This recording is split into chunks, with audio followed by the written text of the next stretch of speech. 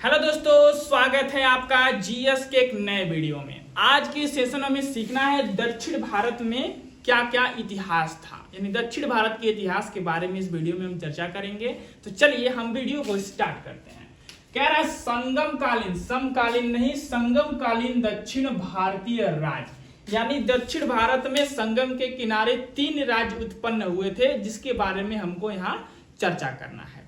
तो ये कहता है जिस समय संपूर्ण भारत में मौर्य साम्राज्य अपना धीरे धीरे विस्तार कर रहा था, उसी समय कृष्णा और तुंगभद्रा नदी के किनारे, जो दक्षिण भारत में है, नदियों के किनारे 3 वंश उत्पन्न हुए, यानी 3 राज्य, स्वतंत्र राष्ट्र उत्पन्न हुए, जिसका नाम है पांड्य वंश, चोल वंश और चेर वंश। इन 3 वंशों ने अपने सत्ता को स्थापित किया और व्यापार करना प्रारंभ किया। ये छोटे छोटे राज्य थे, इसलिए इनकी कहानी भी बहुत छोटी हो गई। ठीक है, तो पहला वंश आता है आपके सामने पांड्य वंश। पांड्य वंश अगर आप मैप देखेंगे तो आपको हम बता दें, ये आपका हो गया मान लीजिए भारत। यहाँ पे तमिलनाडु वाला जो क्षेत्र है, तमिलनाडु वाला, ये यहाँ के लोग पांड्य थे। ठीक है, जो केरल का राज्य है, यहाँ पर केरल वाले ये चेर हैं, और इधर का जो क्षेत्र है, इधर वाले हैं चोल वंश वाले। ठीक है, ये 3 राज्य भारत में आप देखेंगे तो ये तीनों 3 किनारे पर स्वतंत्र राज्य थे। अब बीच में से एक कृष्णा नदी गई है, एक तुंगभद्रा नदी गई है। तो पहले वंश के बारे में चर्चा करते हैं। इस वंश की राजधानी मदुरै थी। कहाँ थी? मदुरै इसकी राजधानी थी। इसका वर्णन मेगास्थनीज ने किया था, जिसके अनुसार इसकी राजधानी किस लिए प्रसिद्ध थी? मोतियों के लिए। अब मेगास्थनीज का नाम आया तो मेगास्थनीज किसके शासनकाल में आया था और किसने भेजा था? तो चंद्रगुप्त मौर्य के शासन काल में आया था, और इसे सेल्यूकस निकेटर ने भेजा था। मेगास्थनीज ने भारत में आके किसकी रचना की थी? इंडिका नामक पुस्तक की रचना की थी। तो इन्होंने बताया है कि मदुरै जो थी, यह राजधानी, यह मोतियों के लिए सबसे ज्यादा प्रसिद्ध राज्य थी, और यहाँ पर शासन चलाने वाले पुरुष नहीं, महिलाओं का शासन यहाँ पर सबसे ज्यादा चलता था।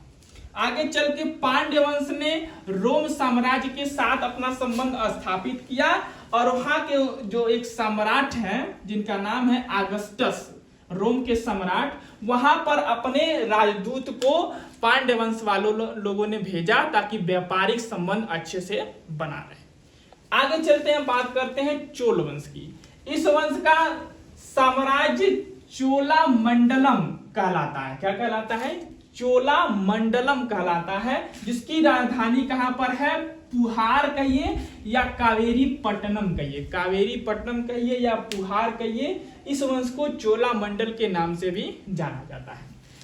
उदयपुर कपास के लिए व्यापारिक केंद्र था, यानी यहाँ का सबसे बड़ा स्रोत जो था चोल वंश का, कपास से ही माना जाता था। सबसे ज्यादा व्यापार उदयपुर में होता था, जो कपास के व्यापार के लिए फेमस था। चोल राजा थे, जिसका नाम था इलेरा, ने श्रीलंका को जीतकर 50 वर्षों तक शासन किया। यहां से निकले और चले गए श्रीलंका में, श्रीलंका पर युद्ध किया और जीता। यहाँ इन लोगों ने क्या किया? सबसे पहले भारत में बांध बनाना भी शुरू किया। आगे चल के जो इसका प्रसिद्ध शासक था, जिसका नाम था कराईकल, इसने क्या किया? यहाँ पर बने बंदी, यानी जो जिनको सजा दे दिया गया था, बंदी लोगों को भारत में ले आया। अब भारत में ला के काम करवाना शुरू किया, जिस पर बांध बनाना शुरू किया गया नदियों पर। चोल शासकों का सबसे प्रमुख स्रोत कहां से था? कपास, क्योंकि कपास का व्यापार सबसे ज्यादा ये करते थे, और उसके मुनाफे बहुत ज्यादा पाए जाते थे। तो किसने था? इसका राजा, सबसे प्रसिद्ध राजा था इरेला, जो श्रीलंका को जीत लिया था। और भारत में कराईकल ने क्या किया था? श्रीलंका से मजदूरों को, जो कैदी थे, उनको ले आके काम करवाया था। आगे चर्चा करते हैं चेर वंश की। इसकी राजधानी वज्ज थी। क्या थी? इसकी राजधानी वज्ज है।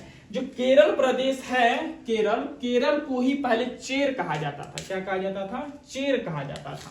रोम के साथ इसका भी व्यापार सबसे अच्छा था, लेकिन रोम के व्यापार के साथ साथ उसकी देख रेख के लिए रोम वालों ने यहाँ पर 2 रेजिमेंट को स्थापित कर दिया था, कि दोनों रेजिमेंट क्या करेंगे? व्यापारिक केंद्र को देखेंगे। चेर शासक और चोल शासक में एक बार युद्ध हुआ था 150 ईसा पूर्व में। उस समय उसका शासक कौन था? सेगुन क्या था? उसका शासक था चेर वंश का, जिसे लाल चेर के नाम से कहा जाता था। लाल चेर, इसने क्या किया था? चोल वंश वालों को एक बार हराया भी था। तो कहा जाता है पांड्य वंश का प्रतीक चिन्ह क्या थी? मछली। क्या थी? मछली, क्योंकि यह लड़कियों का प्रसिद्ध होता है, इसकी वजह से मछली था। चोल वंश का जो प्रतीक चिन्ह था बाघ था। क्या था? बाघ। और चेर वंश का जो प्रतीक चिन्ह था धनुष था। क्या था? धनुष। तो ये थी पांड्य चोल चेर की कहानी, जो दक्षिण भारत का इतिहास है। आगे चल के हम लोग पढ़ेंगे गुप्त काल के बारे में, एकदम लाइन बाय पूरा इतिहास हम लोग कवर करेंगे। उम्मीद करता हूँ वीडियो आपको पसंद आई होगी। मिलते हैं अगले वीडियो में, तब तक के लिए जय हिंद, वंदे मातरम, भारत माता की जय।